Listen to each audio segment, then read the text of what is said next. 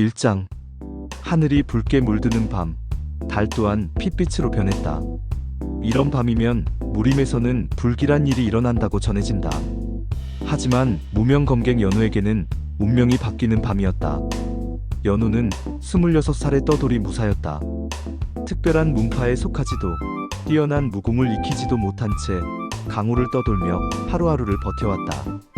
그런 그가 깊은 산중에서 이상한 광경을 목격했다. 고목나무 아래 땅이 갈라지며 붉은 빛이 새어나오고 있었다. 호기심에 이끌린 연우가 다가가자 땅속에서 검 하나가 모습을 드러냈다. 이게 뭐지? 검집은 검은색이었지만 검신에서는 붉은 기운이 흘러나왔다. 마치 살아있는 것처럼 맥박이 뛰는 듯했다. 연우가 조심스럽게 검을 집어들었다. 그 순간 온몸에 전율이 흘렀다. 검에서 뜨거운 기운이 그의 팔을 타고 올라왔다. 연우가 고통스러워하는 순간 그의 가슴에 불꽃 모양의 문양이 나타나기 시작했다.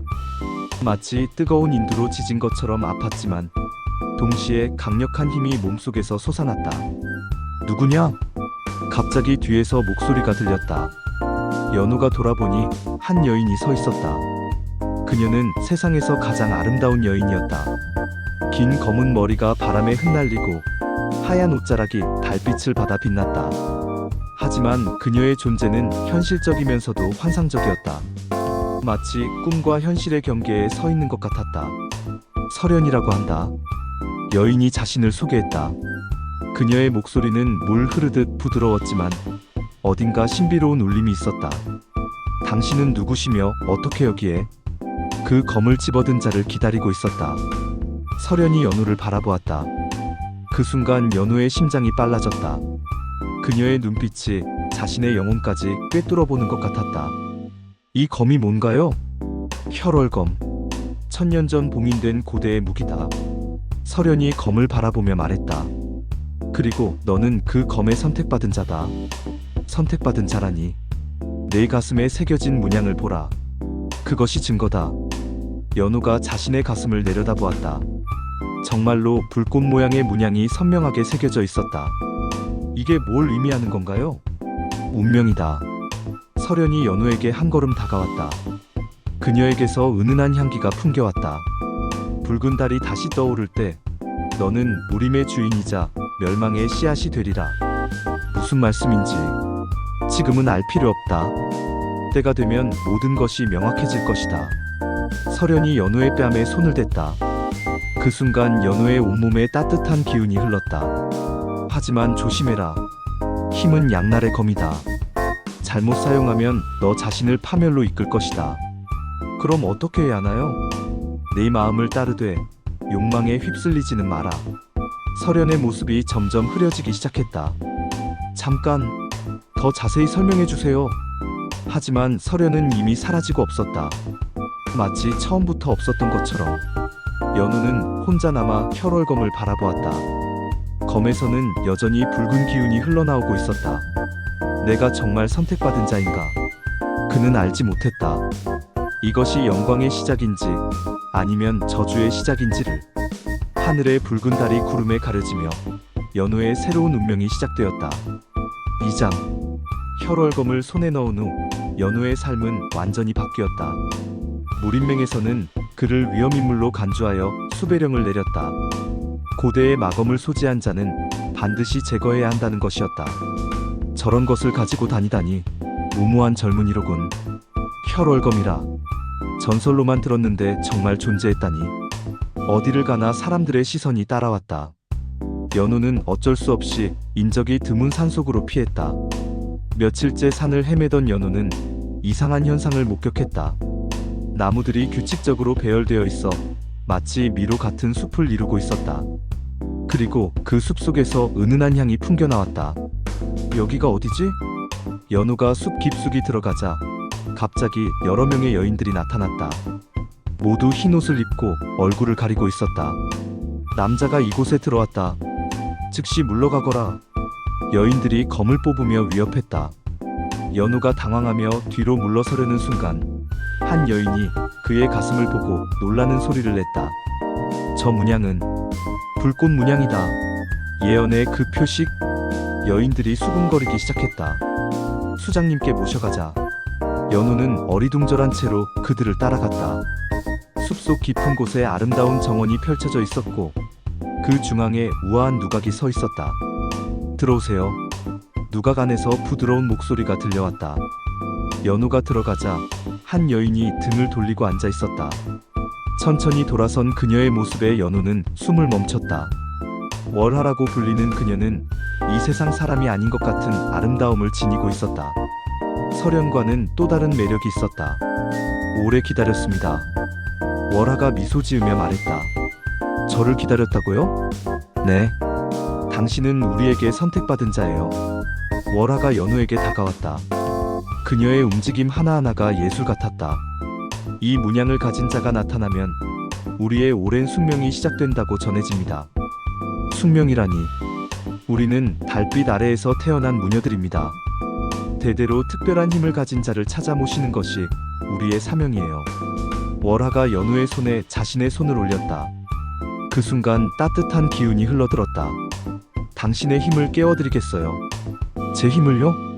혈월검은 단순한 무기가 아닙니다. 그것은 사용자의 내재된 힘을 끌어내는 매개체예요. 월하가 연호를 이끌고 비밀스러운 공간으로 갔다. 그곳은 수많은 촛불로 밝혀진 원형의 방이었다. 여기서 의식을 진행하겠어요. 의식이라고요? 걱정하지 마세요. 아프지 않아요. 월하가 연호를 중앙에 앉히고 주변에서 다른 무녀들이 둘러섰다. 그들이 이상한 주문을 외우기 시작했다. 갑자기 연호의 몸에서 뜨거운 기운이 솟아나기 시작했다. 가슴에 불꽃 문양이 밝게 빛났다. 연호가 신음을 내뱉었다. 고통스럽지만 동시에 짜릿한 감각이었다. 집중하세요. 그 힘을 받아들이세요. 월하의 목소리가 귓가에서 속삭였다. 의식이 끝났을 때 연호는 완전히 다른 사람이 되어 있었다. 몸속에서 강력한 힘이 흘러나왔고 혈월검과의 연결도 더욱 깊어졌다. 이제 당신의 진짜 여행이 시작됩니다. 월하가 의미심장하게 미소 지었다. 연호는 알지 못했다. 이 의식이 그를 더 강하게 만들었지만 동시에 더 큰 위험 속으로 이끌고 있다는 것을. 3장. 무녀들의 의식을 받은 후 연호의 힘은 놀라울 정도로 성장했다. 하지만 그와 함께 몸속에서는 억누를 수 없는 열기가 끓어올랐다. 마치 화산이 분출하려는 것 같은 뜨거운 기운이 온몸을 휘감았다. 이상해. 몸이 자꾸 뜨거워져. 연호가 월하에게 말했다. 그것은 당연한 일이에요. 월하가 연호에게 다가오며 말했다. 불꽃의 힘이 깨어나고 있거든요. 그 힘을 제대로 다루려면 특별한 수련이 필요해요. 특별한 수련이라고요? 마음의 균형을 맞추는 것이에요. 월하의 눈빛이 묘하게 빛났다. 그때 갑자기 설현이 나타났다. 그녀는 월하를 경계하는 눈빛으로 바라보았다. 무슨 짓을 한 거냐? 당연히 해야 할 일을 했을 뿐이에요. 월하가 도전적으로 답했다. 그는 아직 준비가 되지 않았다. 그건 당신이 정할 일이 아니에요. 두 여인 사이에 긴장감이 흘렀다.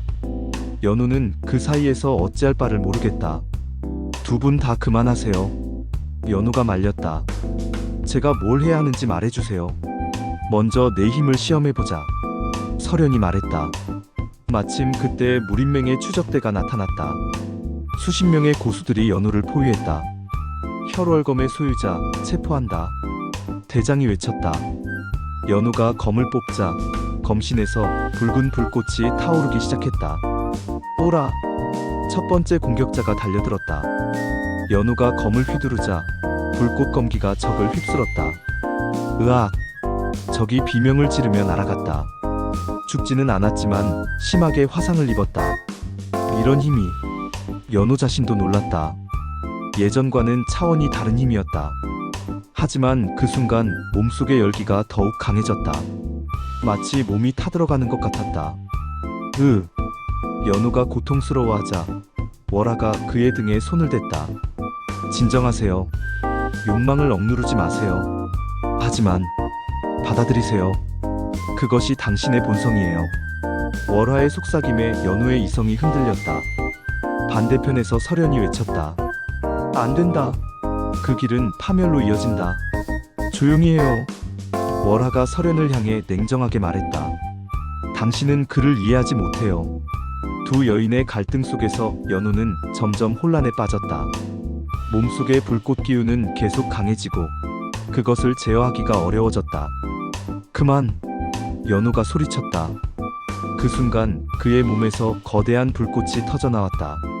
주변의 나무들이 모두 타버리고 남아있던 추적대원들도 모두 기절했다. 이런... 연우가 자신이 저지른 일을 보고 경악했다.